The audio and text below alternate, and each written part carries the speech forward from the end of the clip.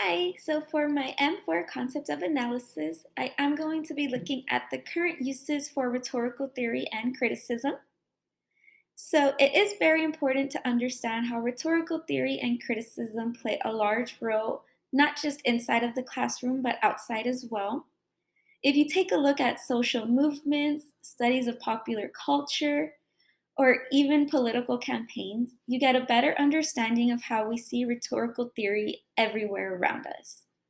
I'm going to specifically take a look at rhetorical theory and criticism used in social movements, political public addresses, and popular culture.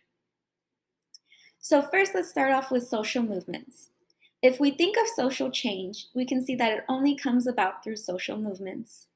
Communication has always played a large role in the socio political issues we face as a society.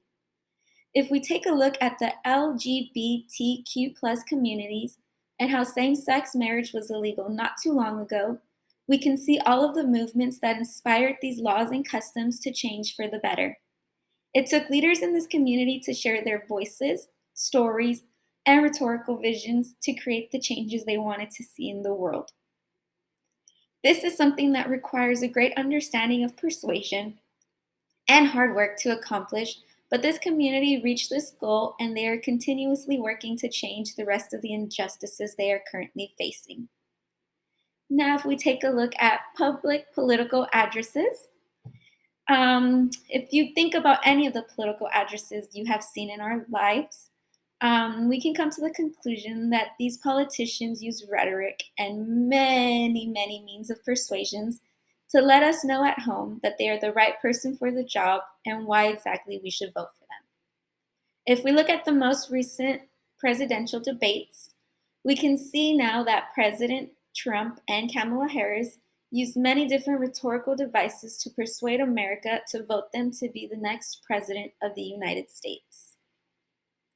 Now, if we take a look at popular culture, this is definitely the category that most of us participate in at some level without even knowing it, such as watching music videos or watching the Super Bowl ads only for the commercials, which is something that I must admit I am very guilty of.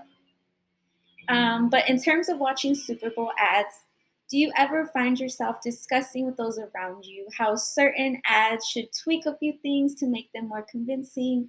Or what about a certain ad made you want to go out and purchase that product or do whatever action they were getting you to do? Well, that is actually you starting your own process of rhetorical criticism without you even being aware of it, which I think is pretty amazing that this is something we do pretty much every day and do not even realize it. So, overall, rhetorical criticism is not just something that can be seen and practiced inside of the classroom. We are constantly immersed in rhetoric and we are constantly subconsciously participating in our own rhetorical criticisms every single day. All we have to do is pay critical attention to them, like the scholars of popular culture, and we can definitely see how apparent they really are.